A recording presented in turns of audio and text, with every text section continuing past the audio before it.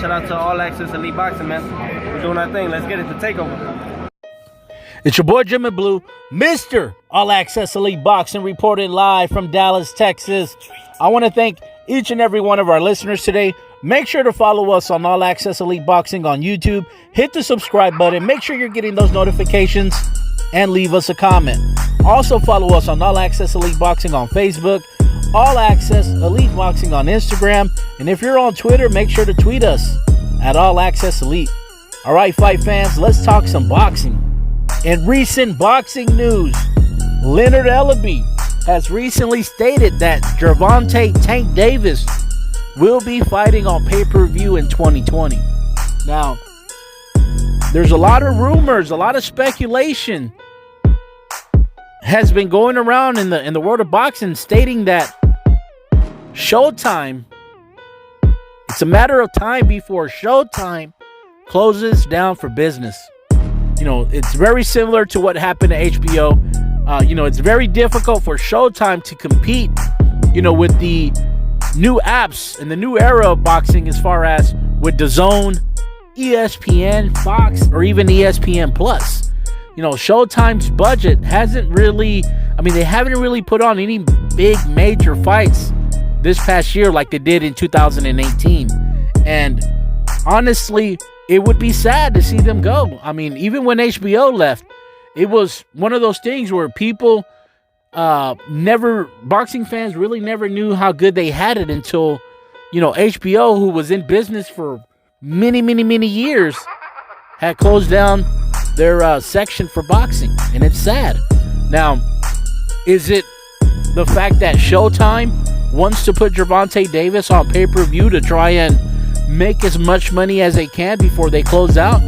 Or is it, hey, TMT, the money team, Floyd Mayweather, one of the most, prolific. This guy holds all records for money ever made, holds all records for athletes, for pay-per-views. Does he see something special in Tank Davis?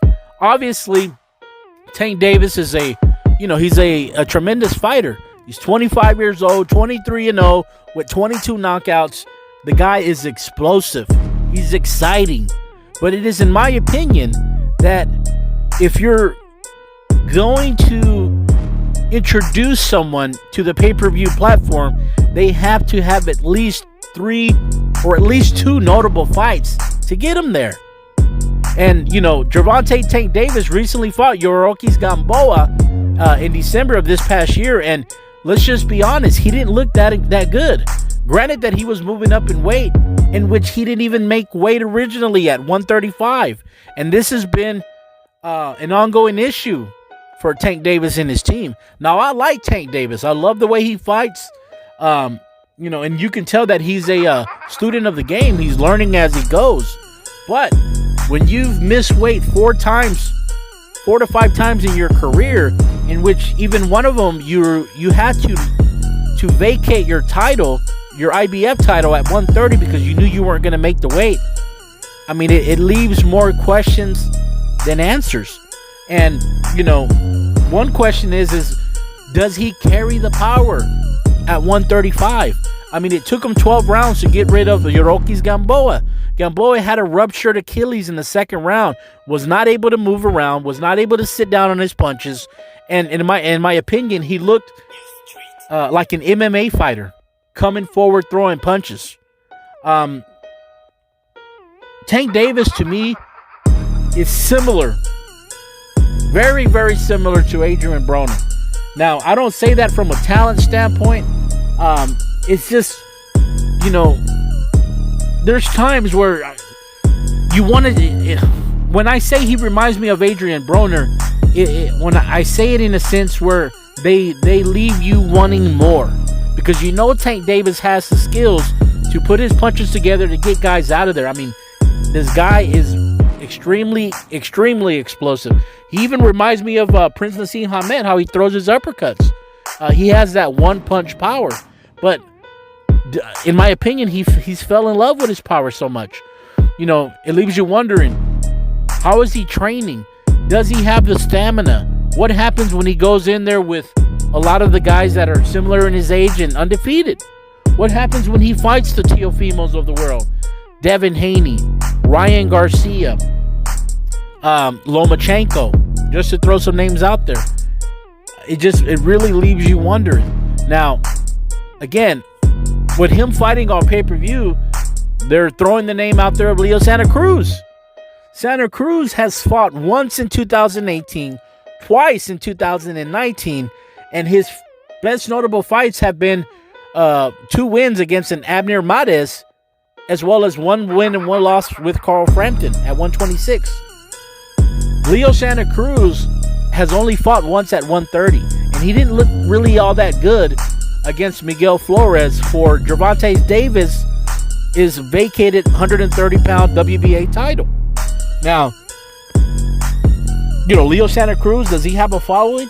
Yes, he has a decent following in Los Angeles, but he doesn't have that pay-per-view attraction following that'll get them above 300,000, 400,000, 500,000 pay-per-views. Now, granted, Tank Davis has sold out arenas in Baltimore, has sold out arenas in Atlanta, but so has Santa Cruz. Santa Cruz has a big following in LA. And when he fought Abner Mares, granted, both of them were from LA, it sold out. But I just don't think that should be showed. It should be aired either on Fox or on Showtime. You have to be able to continue building his stock. And when I say his stock, I mean Davis. I don't think, Leo Santa Cruz is a volume puncher, and he can definitely cause a lot of problems for Tank Davis, but I think Davis is too fast. I think he's too strong. And I think that, Santa Cruz does not have a really good defense. He's known for taking punches and giving his own. And to me, he's tailor-made for Tank Davis. Tank Davis would tee off on him and annihilate him. And I just don't think that would be a good fight for Santa Cruz. Is it one of those things where Santa Cruz is looking for, a payday to get out of boxing? I know that his father, which has been his longtime trainer since the amateurs and pros, is battling an illness. He's battling cancer. I don't know how long, as far as Santa Cruz will be in boxing. I really don't think he has his mind set on boxing right now. He's made a lot of money with Al Heyman. Again, he was one of Al Heyman's original pioneers that's been with Heyman for quite some time, and it's paid off for Santa Cruz. But at almost 40 fights, trying to put him on pay-per-view with Gervonta Davis, who, again, neither one of the two have ever headlined a pay-per-view, it doesn't make any sense. If I was in charge of Tank Davis's career, I would try and get a fight with Leo Santa Cruz. Let's put it on Showtime. Maybe even get another victory, another fight against Gary Russell Jr. Get those 2 notable names in the mix, and then possibly entertain or maybe even hear offers from Eddie Hearn. And this is why. You have to look at the landscape at 135 pounds and who Eddie Hearn could offer him, or rather DAZN could make. Ryan Garcia, Tank Davis, Ryan recently stated that he wants to fight Tank Davis in December. I know Ryan Garcia has been calling out Tank Davis over the past 2 years, but we all know in the boxing world, including his own promoter, Oscar De La Hoya, has went out and stated that Ryan Garcia is not ready. He's simply not ready. However, he is getting better. He's joined the Eddie Reynoso in the Canelo camp, and he's, been sparring Canelo, and just, you can tell that his timing, his speed, and his boxing IQ is going to continuously keep developing with that camp. Some could argue that that's a potential pay-per-view fight down the line. But as a fighter, do you want to fight on pay-per-view, or do you want to go for the money? Where is the most money available? Is it on DAZN, or is it on fighting and taking the risk and gambling on pay-per-view? You also have, the Luke Campbells of the world, the Jorge Linares, the Anthony Crolla. You can fight all of those 3 guys, continue building your name, continue winning, continue looking sensational, and all while you're under the DAZN platform. Another thing is that, Eddie Hearn could possibly even make an offer or rather DAZN can make an offer to bring Lomachenko to fight Tank Davis, or maybe even whether it be on pay-per-view or even on DAZN. I would still think that they would make more money on DAZN. But then you also have to look at Devin Haney. Devin Haney's a WBC champion. That fight can easily be made with Tank Davis at 135. There's also some young up-and-coming prospects. Hector Tanajara. He's a Golden Boy fighter. Fights at 135, undefeated. Young, hungry. You can also make that fight.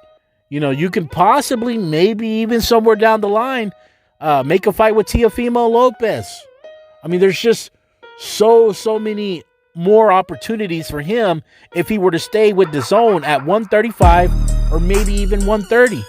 Than there would be for him to continuously keep fighting on pay-per-view, and with what fighters. You have a potential fight with who? Leo Santa Cruz. After you defeat him, who's next? Who would you fight next on pay-per-view? Gary Russell Jr.? Tevin Farmer? I mean, who would you fight? That's the thing about boxing is sometimes decisions that are made, you always wonder why they're made.